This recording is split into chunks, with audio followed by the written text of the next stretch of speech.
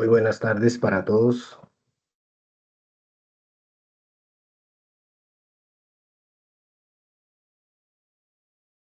Vamos a dar inicio al CIPAS Primera Matrícula Réplica Sesión 2.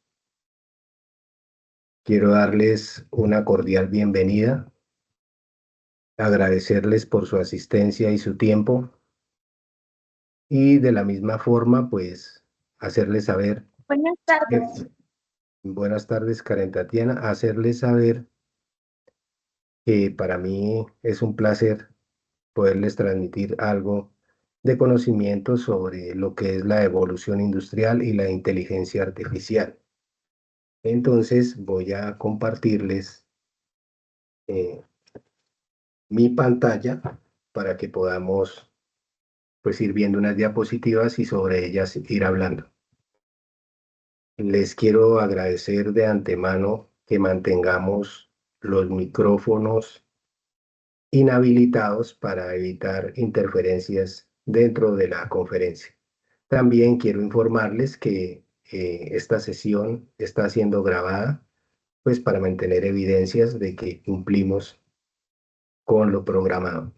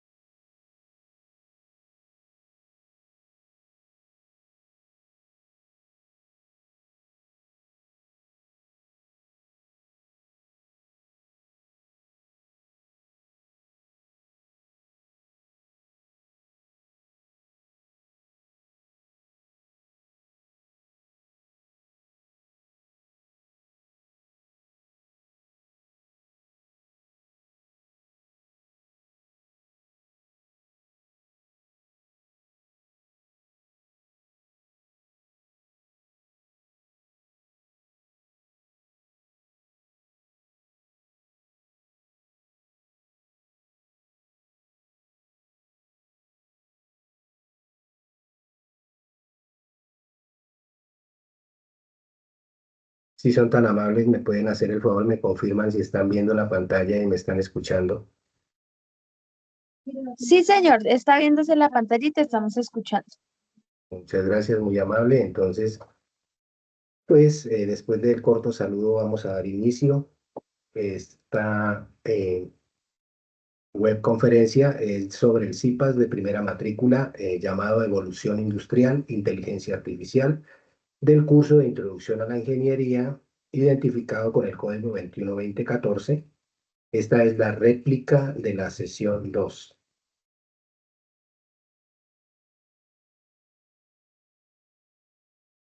Consideraciones especiales del CIPAS de primera matrícula o curso de complejidad. En este caso es un CIPAS de primera matrícula.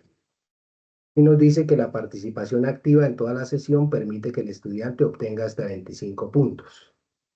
Me dice claramente que la participación activa en toda la sesión quiere decir que se les pide el favor que se mantengan durante toda la sesión para obtener la totalidad de los puntos.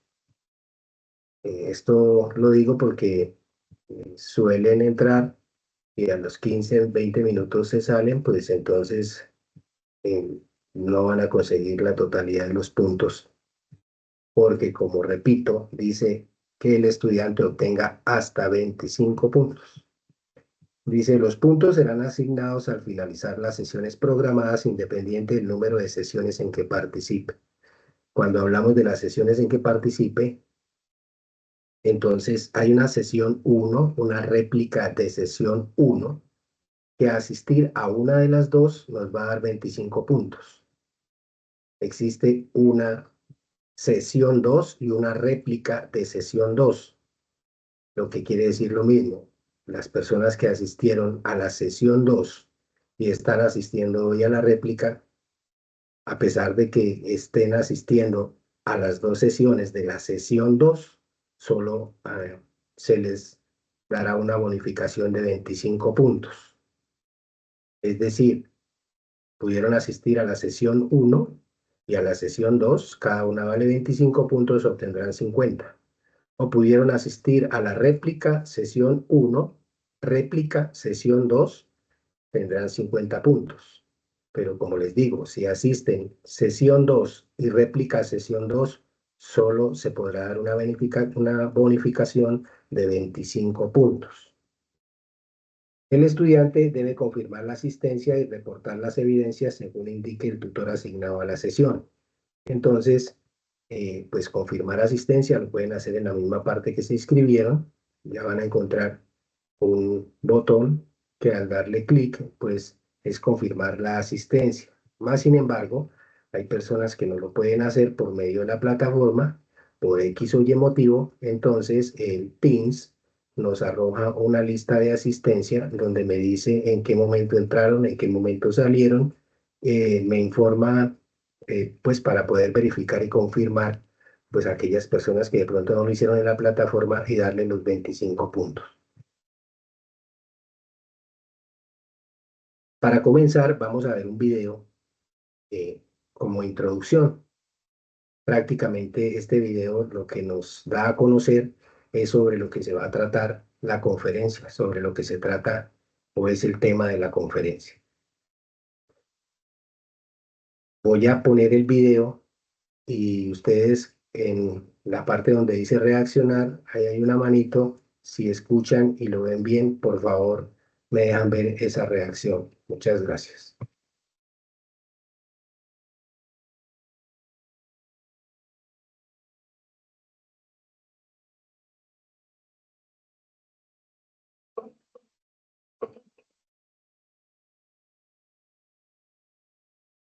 Hola, soy la tecnología y hoy les quiero contar cómo es que llegué al mundo gracias a la historia de la humanidad. Hace aproximadamente 5 millones de años, o tal vez más, ya he perdido la cuenta. El Australopithecus, una especie de simio, dejó de...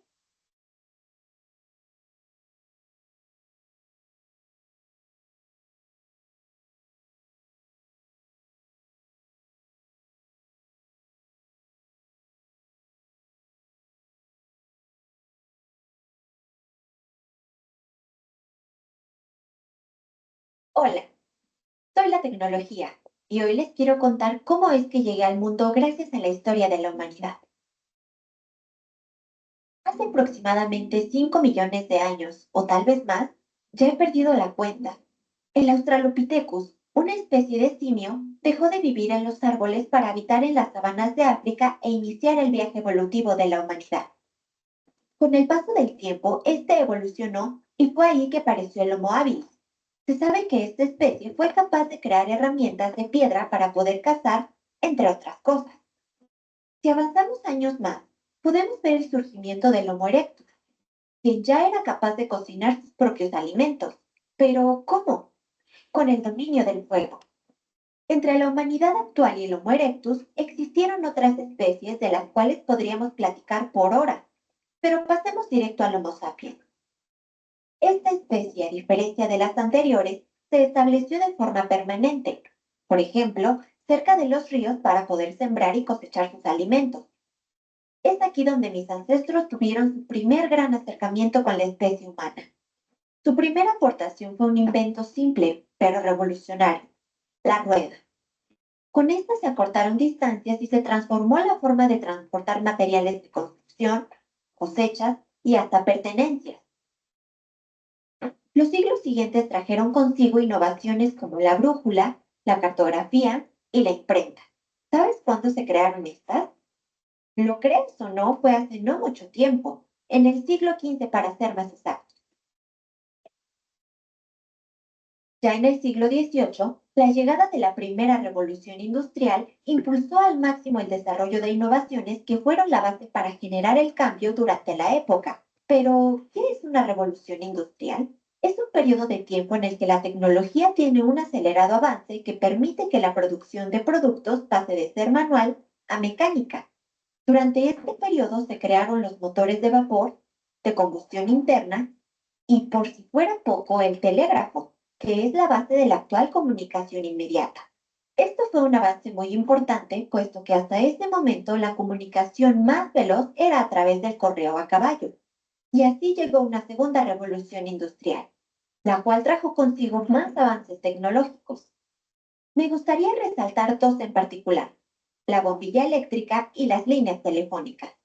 Uf, este ha sido un largo viaje, pero estamos por terminar. Durante el siglo XX, las innovaciones tecnológicas sucedieron de forma acelerada y fueron rápidamente de uso generalizado. Es aquí donde nacen las computadoras y la humanidad llega a la Luna. Además, se inventan los microprocesadores y el Internet, que nació como un secreto. Lo creas o no, el Internet existe desde los años 60. ¿No te parece impresionante todo el recorrido que acabamos de ver desde la rueda hasta las computadoras?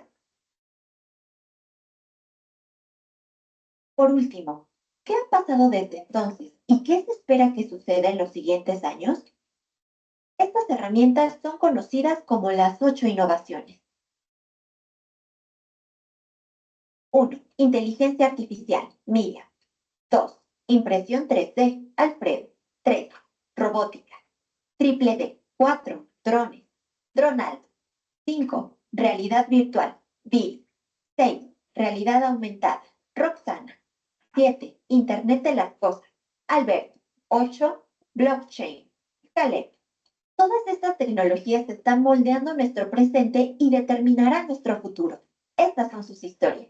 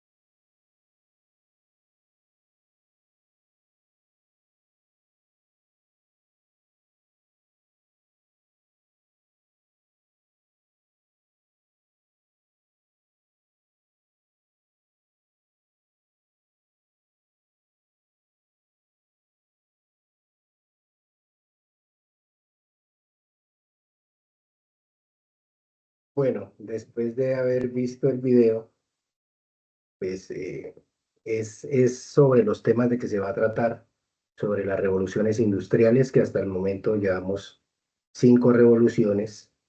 Estamos en la revolución 5.0. Me dice que la primera revolución industrial es la revolución de la mecánica, gracias al motor a vapor. El motor a vapor, pues lo que hace es facilitar total o parcialmente el trabajo humano o animal.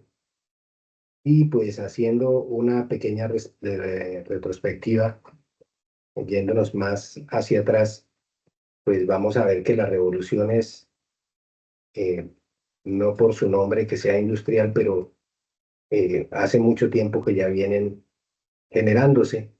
Y nos nombraba el video La Rueda, la cual hasta el momento ha sido muy útil para las otras revoluciones. El fuego también en el momento, pues seguimos haciendo uso del fuego, seguimos haciendo uso de la rueda y eso nos lleva a pensar que cada una de las revoluciones anteriores sirve para la próxima. En, en esta revolución, esta primera revolución, pues encontramos las máquinas a vapor y también nace el ferrocarril. Y pues ambas máquinas nos sirven para facilitar el transporte tanto de personas como de insumos o de productos, lo que hace que se vaya logrando una mayor economía para estas ciudades o países que iniciaron con la revolución industrial. También tenemos la segunda revolución industrial, que es la revolución de la electricidad.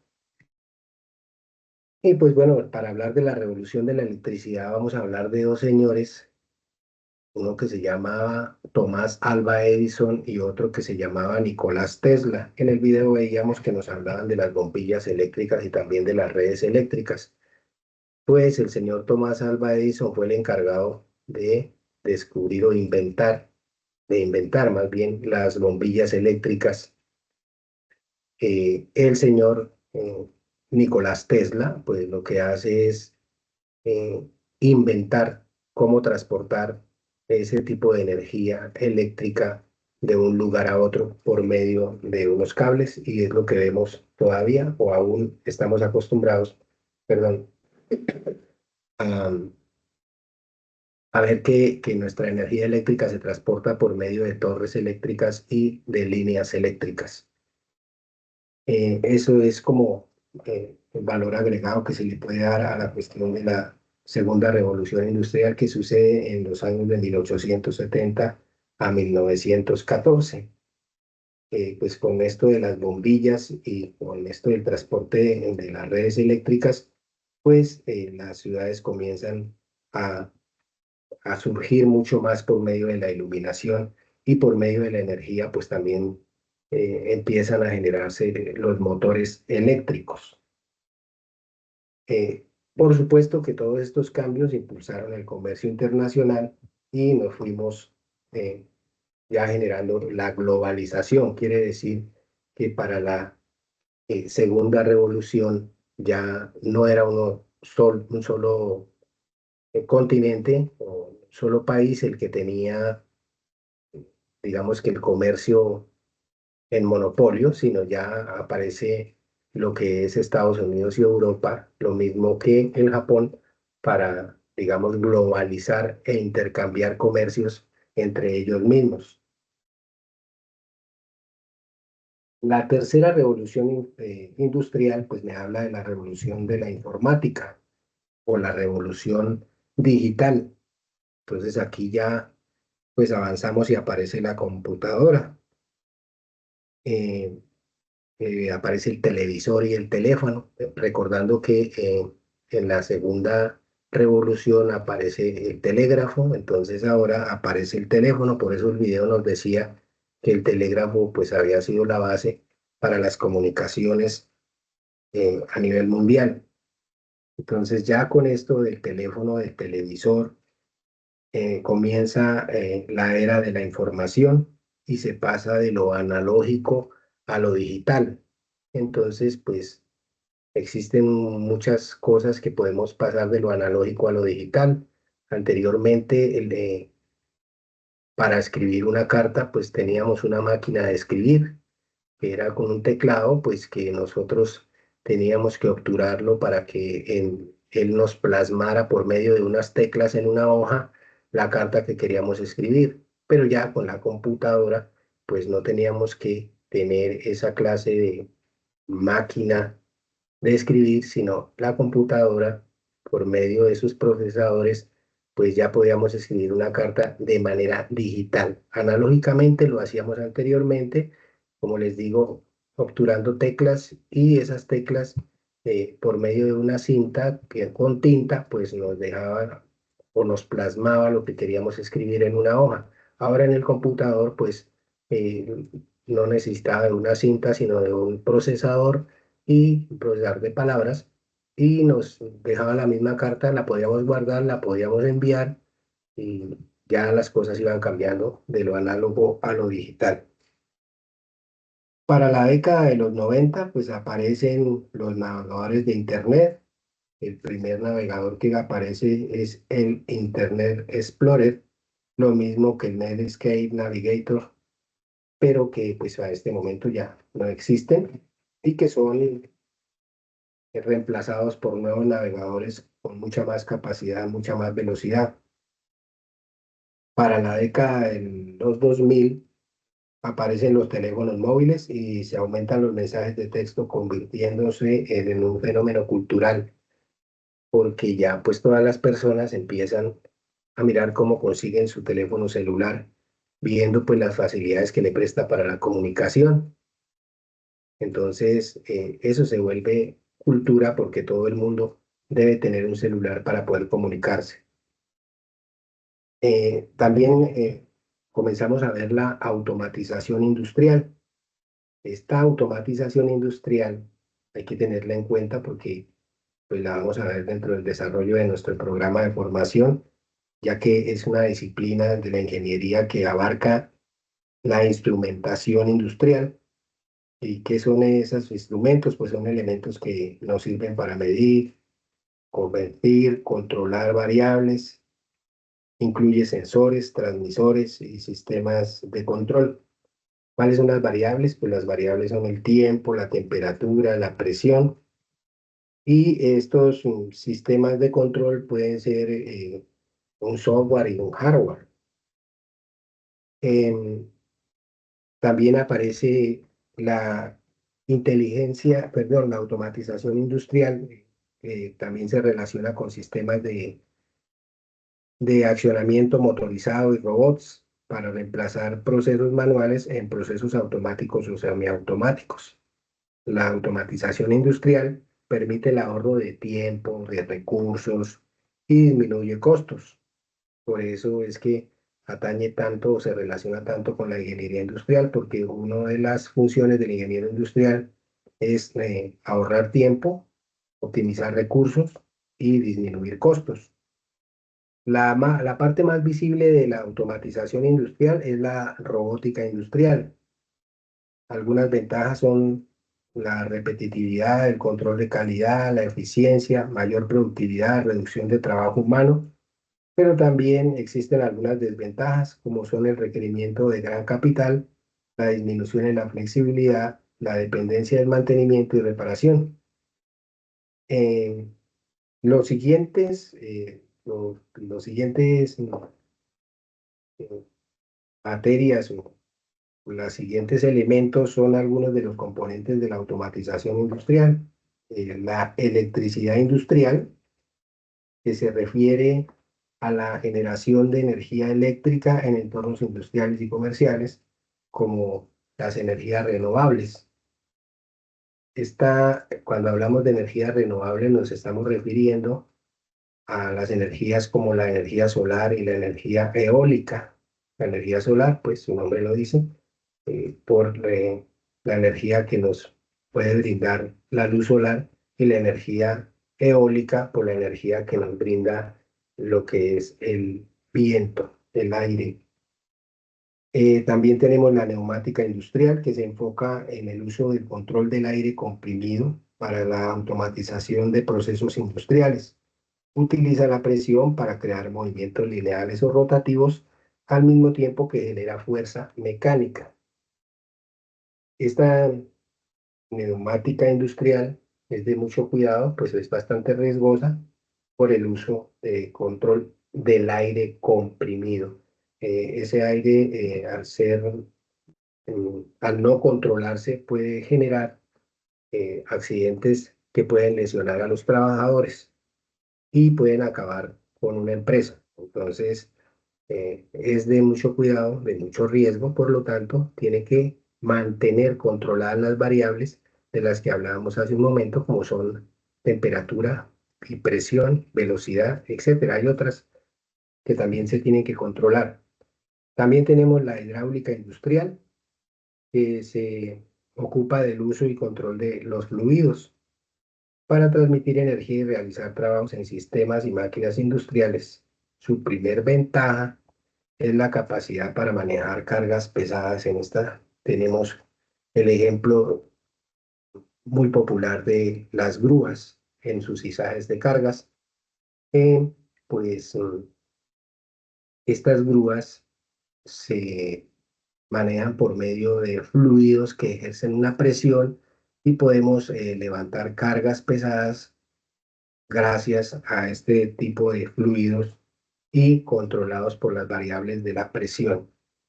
También tenemos los controladores lógicos programables o los PLC, que son dispositivos electrónicos usados en la automatización industrial para controlar y supervisar los procesos. El uso de los PLC se hace mediante uso de lenguajes de programación, o sea, mediante un software.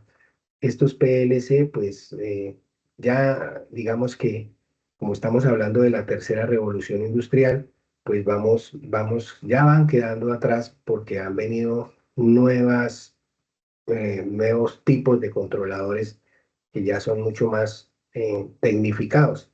Pero para ese entonces era lo último que se conseguía en tecnología y que podíamos manejarlos desde un cuarto de control eh, por medio de algo que ahora se llaman gemelos digitales, que más adelante hablamos de los gemelos digitales. En la tercera revolución también me habla del uso de las TICs. Las TICs pues son las tecnologías de la información y la comunicación que nos permiten la automatización de los procesos y la eliminación de las fuerzas repetitivas, lo que reduce en errores y mejora la eficiencia. La adopción de estas tecnologías de la información proporciona a las empresas una ventaja competitiva y mejora su capacidad de adaptabilidad a un entorno empresarial en constante cambio. Las TIC se caracterizan por su invisibilidad, interactividad, innovación, redigitalización, influencia más sobre los procesos que sobre los productos y la automatización, interconexión y diversidad. Las tecnologías de la información y la comunicación han generado un cambio estructural en el ámbito productivo y social desde lo contemporáneo, ya que el uso ha ampliado la revolución que ha transformado la forma como se genera, se divulga y utiliza la información en la sociedad. También por estar hablando de la tercera revolución industrial, pues esto de lo que estamos hablando de la aparición de las TICs, pues se ha transformado muchísimo y en la quinta revolución ya, cuarta y quinta revolución, estas TICs han transformado o se han cambiado muchísimo. Entonces, para esa tercera revolución, algunos de esos ejemplos de las TICs podrían ser el Facebook, el Instagram, el Zoom, el Google Drive, pero como ustedes saben y conocen, eso ha cambiado muchísimo para este tiempo. Ahora, si hablamos de la cuarta revolución industrial, entonces ya comenzamos a hablar, pero dame un momento.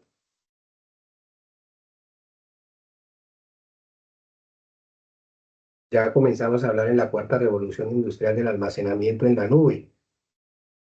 El almacenamiento en la nube es un modelo de computación que permite almacenar datos y archivos en Internet a través de un proveedor de computación en la nube, el cual se accede mediante la red pública de Internet o una conexión de red privada. El almacenamiento en la nube hace que ya no sea necesario comprar y administrar su propia infraestructura de almacenamiento de datos, lo que le brinda agilidad y durabilidad a los datos en cualquier momento y lugar. ¿Qué quiere decir esto? Pues que anteriormente, para que se pudiera guardar los datos, habían unas empresas dedicadas a guardar esos datos. Y las empresas le compraban esa capacidad de guardar toda la información para que en caso de que la empresa o los equipos de la empresa fueran hackeados, se tuviera la información guardada en alguna parte y no se perdiera. Pues ahora con el almacenamiento en la nube es diferente porque pues ya la empresa adquiere una gran capacidad y ella misma puede ir guardando en tiempo real esos datos que está eh, o esa información que tiene la empresa para desarrollar su actividad económica. En ese tiempo, pues existían algunas plataformas de almacenamiento en la nube, como era el Dropbox, el Claro Drive, Google Drive, Microsoft OneDrive y el Amazon Drive, pero que ahora pues existen muchísimos más espacios donde se puede almacenar en la nube y tener guardada su información, que esto de almacenar en la nube origina, digamos que, la Big Data, de lo cual vamos a hablar enseguida. Aquí me dice la utilización de sistemas ciberfísicos, y los sistemas ciberfísicos son sistemas que integran capacidad de computación, almacenamiento y comunicación, junto con la capacidad de seguimiento y control de objetos en el mundo físico. Estos están conectados entre sí y a su vez conectados con el mundo virtual de las redes digitales globales. Como ejemplos de los sistemas ciberfísicos tenemos los drones, los vehículos autónomos, los hogares domóticos, las prótesis biónicas. Eh, un sistema ciberfísico puede controlar un proceso de fabricación de piezas de una industria, gracias a los datos que obtiene de diferentes sensores instalados en las máquinas que están conectados entre sí y con la red del sistema ciberfísico. Puede realizar diagnósticos, predecir fallos y optimizar los procesos, incrementando la productividad de las empresas. Un ejemplo de esto es, digamos que la seguridad física en una empresa por medio de sistemas ciberfísicos como son las cámaras. Por medio de los software podemos controlar nuestra seguridad. Podemos desde un cuarto de control estar mirando 10, 15, 20 cámaras y cuidando una empresa. Podemos abrir, cerrar puertas. Podemos prender las luces, quitar las luces. O esto también se puede hacer por medio de sensores de iluminación, por medio de sensores de movimiento. Es decir, los sistemas ciberfísicos son aquellos que se pueden manipular y controlar por medio de un software, por medio de programación. Luego pasamos a lo que es la Big Data. Esa ya está muy nombrada. Big Data pues se refiere a los datos que son tan grandes, datos macro, rápidos y complejos, que es difícil o imposible procesarlos con métodos tradicionales. El acto de almacenar grandes cantidades de información, la recopilación de grandes cantidades de datos, la búsqueda de las tendencias dentro de los datos, permiten que las empresas se muevan mucho más rápidamente, sin problemas y de manera eficiente. Todos estos datos, pues como están allá dentro de una nube, digamos que son datos que son muy públicos y que se mueven más rápidamente y de manera eficiente, entonces nos permiten eliminar los problemas que antes, eh, que sean un problema y acaben con beneficios comerciales. Por el contrario, esos datos nos ayuden a las empresas a encontrar nuevas oportunidades. Entonces, digamos que son tantos esos datos, eh, digamos que nosotros somos elementos que utilizamos, que el Big Data utiliza para sacar información. Nosotros entramos a una página, a una red social o al internet y comenzamos a buscar sobre un tema en específico y luego nos empiezan a aparecer más datos sobre el tema. Entonces, digamos, yo entro a una página social y comienzo a mirar sobre ropa, sobre tenis, sobre productos deportivos y me empieza a aparecer más. ¿Qué es lo que está tratando de hacer ahí? Pues de buscar información de qué es lo que me gusta a mí. Puede ser que más adelante me envíen algo personalizado o ellos saben cuántas personas tienen un gusto parecido. Habrán muchas personas que les gusta el deporte, unos el fútbol, otros el básquetbol, otros el ciclismo, otros el boxeo, pero eso lo que hacen las empresas es irlo clasificando y de acuerdo a esa clasificación ellos producir. Entonces, en eso, algunas aplicaciones de los microdatos o la Big Data, pues en la industria está la logística y el transporte, están los procesos de producción, está el control de la calidad, las tendencias del mercado, la ciberseguridad, entre otros. Para seguir con la cuarta revolución industrial, entonces podemos seguir hablando de los robots industriales tradicionales. Esos robots, como se dice ahí, industrial o tradicional, son mecanismos complejos que permiten automatizar las tareas en un entorno industrial. Entonces eso incluye brazos robóticos, apiladores, autómatas, y estos tienen la característica de ser controlados por señales externas y sus movimientos deben ser programados antes de poder realizar tareas asignadas.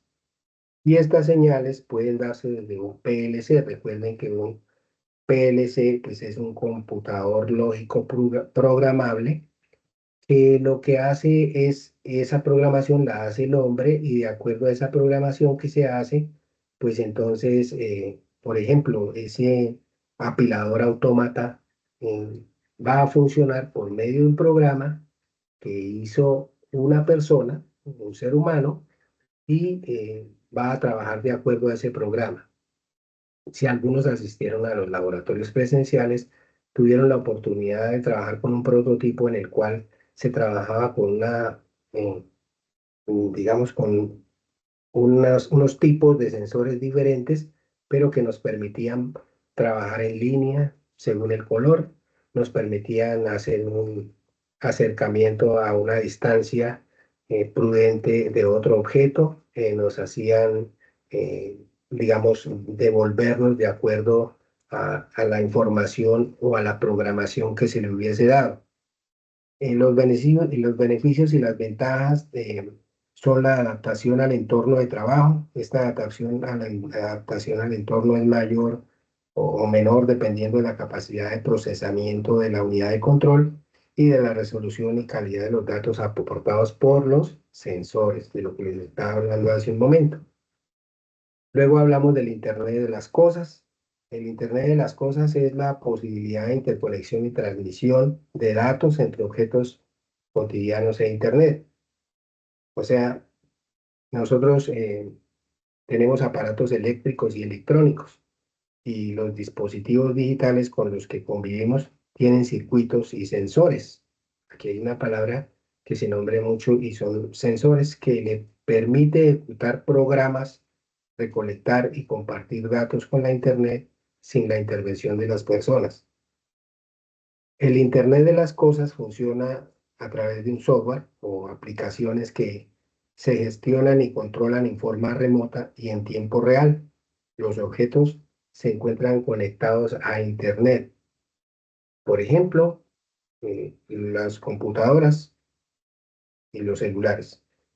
Tenemos, por ejemplo, automóviles autónomos que se manejan a la distancia, o sea, van sin conductores. Como les decía, podemos, el ejemplo que les daba anteriormente de la seguridad física, que desde un cuarto de control puedo estar observando eh, todo el movimiento de una empresa que estoy vigilando por medio de cámaras, de programas, de sensores, etcétera. El Internet de las cosas se enfoca en la generación de sensores incorporados en los objetos para la recolección y envío de datos. El Internet de las cosas también nos sirve para que hoy estemos aquí comunicándonos, para que estemos trabajando y para que pues nos podamos comunicar. El Internet de las cosas permite que exista comunicación entre las personas en tiempo real, pero a una distancia que puede ser cerca o puede ser una distancia muy lejana. Hablamos de los gemelos digitales. Los gemelos digitales es una representación digital de un objeto, proceso o servicio físico. Esta réplica se utiliza para hacer simulaciones antes de que se creen o implementen cambios en los objetos reales con el fin de recopilar datos para predecir cómo funciona. Pues existen gemelos digitales de prueba, que como les vuelvo a repetir, digamos que algo muy parecido tratamos en los laboratorios, cuando con un prototipo robótico, pues hacíamos que este prototipo, que es muy parecido a un apilador autómata, hiciera lo que nosotros le programábamos y pues nos dábamos cuenta que en algunos momentos, digamos, no nos funcionaba.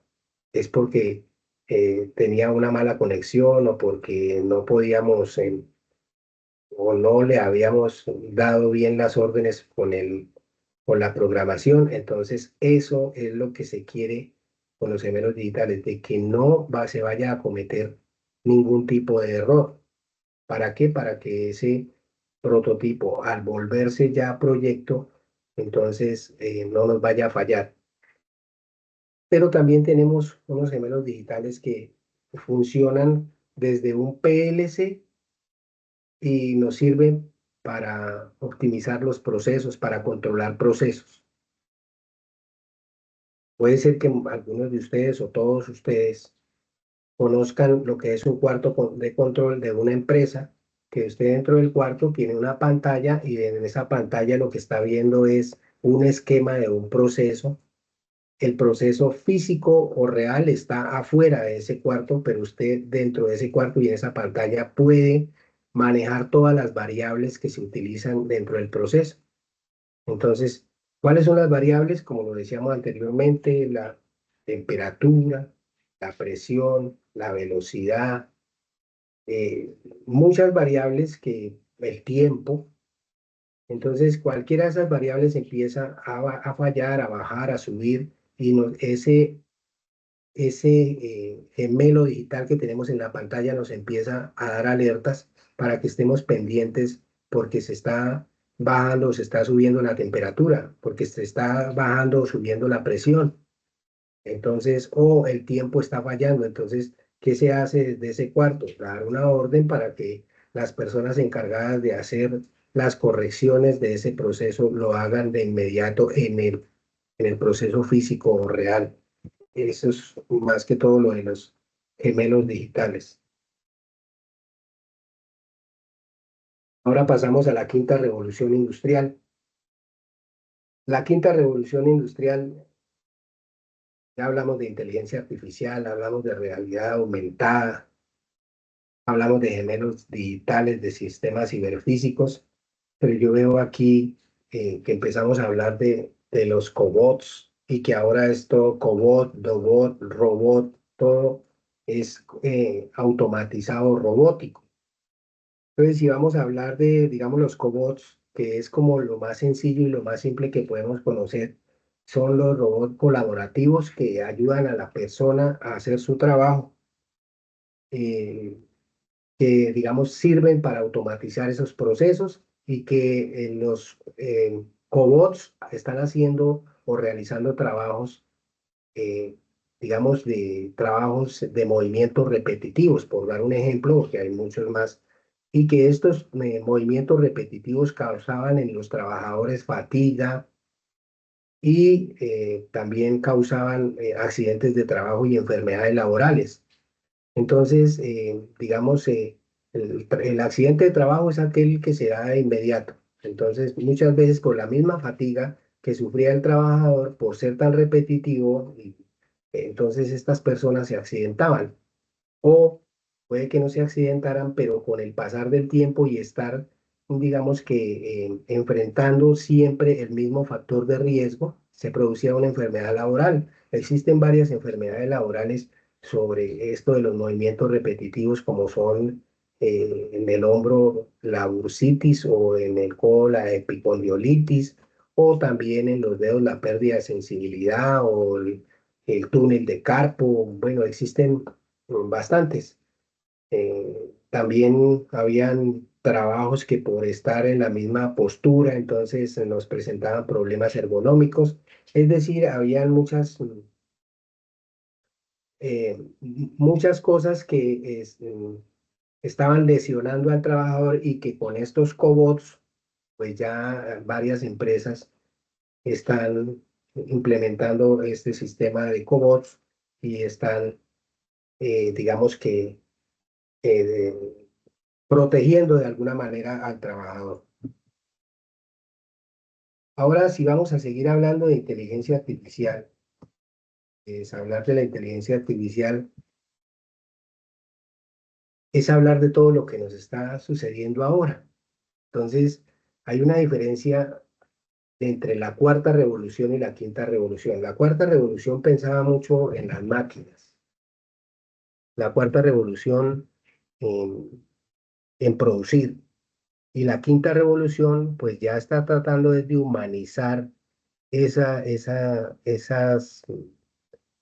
descubrimientos o esas invenciones, eso que es nuevo para cada uno de nosotros, tratarlo de humanizar para que el hombre pueda controlar todo este tipo de máquinas y no que las máquinas nos vayan a controlar. Se dice que eso no va a suceder, pero entonces yo aquí voy a comentar de que si las máquinas, no es un secreto, han podido haber desplazado el recurso humano, porque si ya en un proceso existían 10 trabajadores realizando una actividad, pues ahora quedan dos o tres y una máquina de esas y que los dos o tres son aquellos que programan.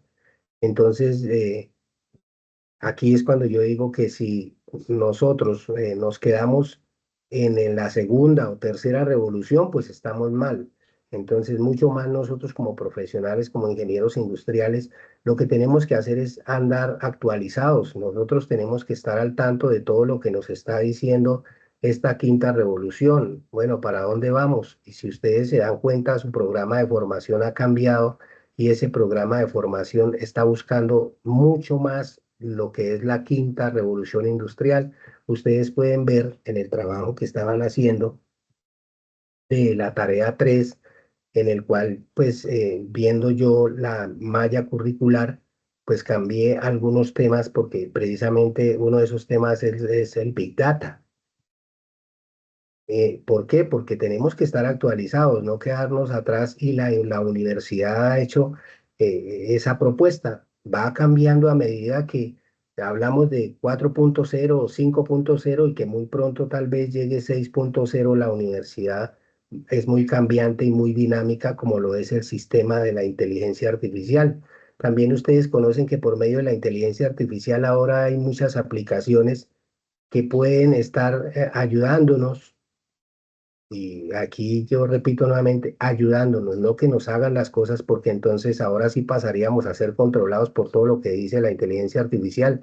Pero la inteligencia artificial se debe equivocar, porque la inteligencia artificial está hecha por humanos, por seres humanos como todos nosotros, y por lo tanto, pues también debe cometer errores, porque si es un humano el que generó la inteligencia artificial, un humano comete errores. Entonces, no podemos confiarnos de todo lo que nos diga la inteligencia artificial y que todo eso está bien. Y sencillamente la utilizamos como un modelo y la podemos utilizar como una ayuda, pero no vamos a permitir que nosotros le creamos todo a la inteligencia artificial y podamos ser controlados con ese tema. Entonces, la invitación es a utilizar de manera humana todo lo que es la inteligencia artificial, los cobots, la realidad aumentada, los sistemas ciberfísicos, los gemelos digitales, el chatbot, el machine learning, todas estas cosas que son nuevas, pero que dentro de su programa de formación, pues vamos a tener el gusto de conocerlas y de mirar de qué manera usarlas adecuadamente. Entonces, para esto se necesitan unas habilidades para la industria 5.0. Nosotros en algún momento también hablamos sobre las habilidades del ingeniero y hablábamos de unas habilidades blandas y unas habilidades duras. Entonces, dentro de estas también tenemos nosotros, se crecieron las habilidades. ¿Por qué se crecieron? Pues porque el uso de la tecnología así nos pide o nos exige de que nosotros también cambiemos esas habilidades que traíamos por unas nuevas, sin dejar atrás las que ya teníamos, como el trabajo en equipo, el liderazgo, todo eso que mirábamos allá. No podemos dejarlas atrás. Al contrario, lo que tenemos es que a esas habilidades sumarle las nuevas habilidades.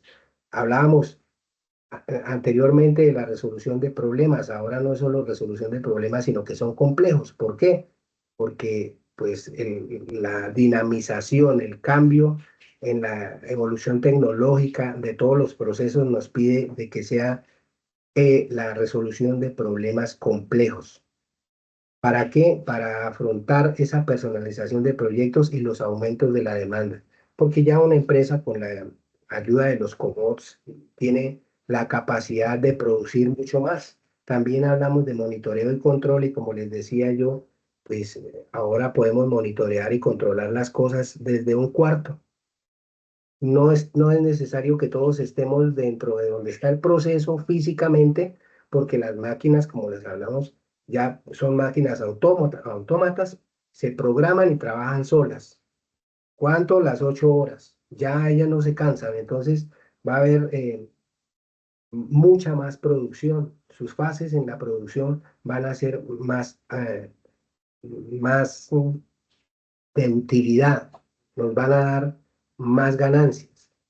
El aprendizaje activo, pues porque nosotros tenemos que tener esa capacidad de, de hacer que por nosotros mismos aprendamos mucho más de lo que queremos y lo que tenemos.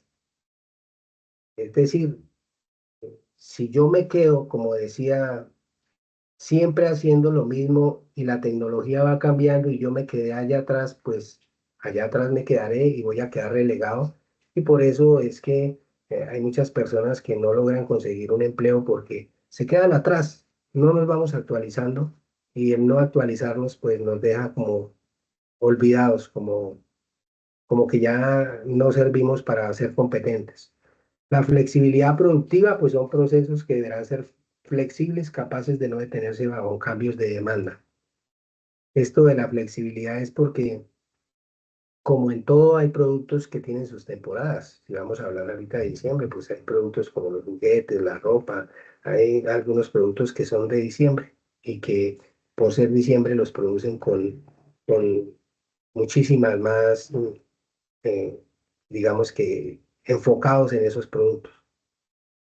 Pero también cuando pase esa temporada, pues van a tener que bajar la producción. Entonces, ahí es cuando hablamos de esa flexibilidad productiva. ¿Y quién debe saber sobre la flexibilidad productiva? Pues el ingeniero industrial mediante modelos de simulación, mediante un estudio de métodos y tiempos, mediante un estudio de producción. Entonces, por eso nosotros tenemos que estar muy pendientes de lo que es nuestra empresa y de la producción y del punto donde nosotros nos estemos desenvolviendo. La capacidad predictiva es la recreación de escenarios donde se puede visualizar y predecir todas esas demandas y comportamientos del cliente. Esta capacidad predictiva, pues la podemos analizar y tomar datos de la nube, del entorno industrial en la nube, y por medio de ese Big Data, de esos macrodatos, pues nosotros podemos tener esa capacidad predictiva de decir o clasificar el tipo de personas y el tipo de producto que le gusta a esa persona dependiendo de la actividad económica que tenga la empresa. Entonces, si una empresa hace, como hablábamos hace un momento, productos deportivos, pues vamos a ver a cuánta gente le gusta el fútbol, a cuánta gente le gusta el basquetbol, a cuánta el voleibol, a cuánto es el ciclismo, y en qué me voy a enfocar yo, en qué nicho de mercado me voy a enfocar. Entonces, pues yo diría que nos enfocamos es en lo que más se venda y en lo que más podamos producir. Adopción tecnológica. No se trata de invertir en tecnología, sino saber el grado de madurez de la empresa para adecuarse a los retos que están por llegar. Como hablábamos hace un rato, pues para adoptar tecnológicamente todo esto de la revolución 5.0, pues tenemos que saber muy bien qué es lo que producimos, cuánto producimos y si es necesario comprar o no comprar esa tecnología. Porque pues lo que uno invierte tiene que producir. ¿Para qué? Para sacar esa inversión. Entonces, no sería justo comprar una máquina que vamos a mantener parada o en tiempo muerto algunas 24 horas, por decir algo, porque 24 horas para mantener esa máquina ahí parada en tiempo muerto, eso son pérdidas. Entonces, lo que se necesita es una máquina que esté trabajando constantemente que no tenga tiempos muertos y que produzca todo el tiempo. ¿Para qué? Pues para recibir utilidades por parte de esa máquina y que la empresa se beneficie. Bueno, aquí en un momentico les voy a colocar un video. Esto ya es como para, digamos que se va a hacer una conclusión de lo que es, de lo que hablamos. Entonces, les voy a colocar el video. Hola a todos y bienvenidos a mi canal. Hoy vamos a hablar de la inteligencia artificial, que es una de las tecnologías más fascinantes y revolucionarias de nuestros tiempos. ¿Qué es la inteligencia artificial? La inteligencia artificial es una disciplina y un conjunto de capacidades que aprovechan computadoras y máquinas para imitar la inteligencia humana y así realizar tareas que normalmente requieren inteligencia humana, como reconocer imágenes, entender el lenguaje, jugar al ajedrez, conducir un coche o incluso componer una canción. ¿Cómo aprende la inteligencia artificial? La inteligencia artificial se basa en algoritmos que son instrucciones o reglas que le dicen a una máquina cómo resolver un problema o realizar una tarea. Sin embargo, los algoritmos por sí solos no son suficientes para que la IA sea inteligente. La inteligencia artificial también necesita datos que son la información que le permite a la máquina aprender y mejorar su desempeño. ¿Cómo funciona la inteligencia artificial? La inteligencia artificial se basa en algoritmos que son conjuntos de instrucciones que le dicen a la máquina cómo resolver un problema. Algunos algoritmos son simples y siguen reglas fijas, como sumar dos números. Otros algoritmos son más complejos y se basan en el aprendizaje automático, que es la capacidad de la máquina de aprender de los datos y mejorar su rendimiento con la experiencia. Un ejemplo de aprendizaje automático es el aprendizaje profundo, que utiliza redes neuronales artificiales que son modelos inspirados en el funcionamiento del cerebro humano. Las redes neuronales artificiales están formadas por capas de unidades llamadas neuronas que procesan la información y se comunican entre sí. Cada neurona tiene una función de activación que determina si la neurona se activa o no en función a la entrada que recibe. La salida de la neurona puede ser la entrada de otra neurona en la siguiente capa. Si la información fluye desde la capa de entrada que recibe los datos hasta la capa de salida que procesa la respuesta. Las redes neuronales artificiales pueden aprender de los datos mediante un proceso llamado retropropagación, que consiste en ajustar los pesos de las conexiones entre las neuronas para minimizar el error entre la salida esperada y la salida obtenida. De esta forma, la red neuronal se adapta a los datos y puede realizar tareas tales como clasificar imágenes, generar texto, reconocer voz. ¿Para qué sirve la inteligencia artificial? La inteligencia artificial tiene muchas aplicaciones en diversos campos, como la medicina, la educación, la industria, el entretenimiento, la seguridad o el medio ambiente.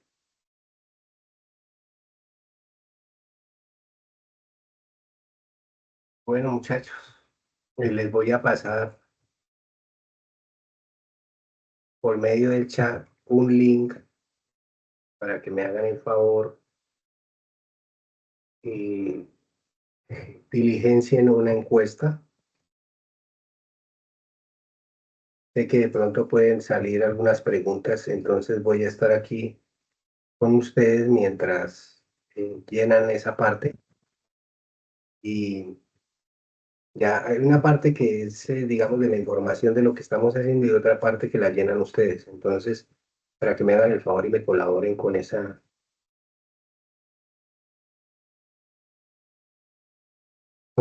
información. Bueno, esta es la última sesión de los IPAs.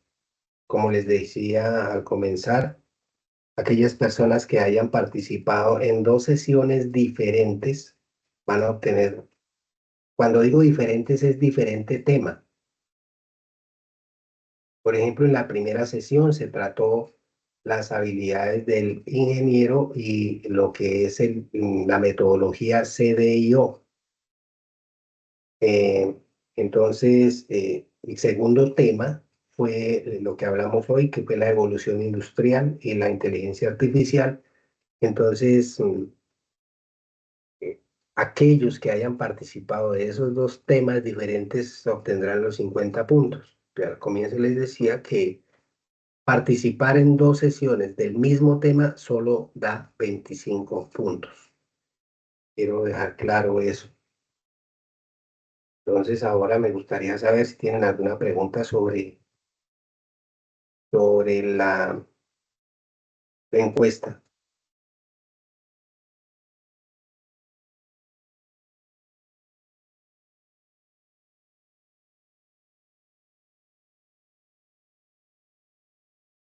Henry, cuénteme. Profe, buenas tardes, buenas noches, ¿cómo está? Buenas noches, ¿cómo me le va? Buenas noches, compañeros. Bien, sí, señor. Profe, un favor, no, con respecto a la encuesta no tengo ninguna pregunta, pero sí tengo una duda sobre el laboratorio. Yo ya asistí a las dos secciones de laboratorio, lo que fue el 30 y el primero, acá en la sede del Restrep.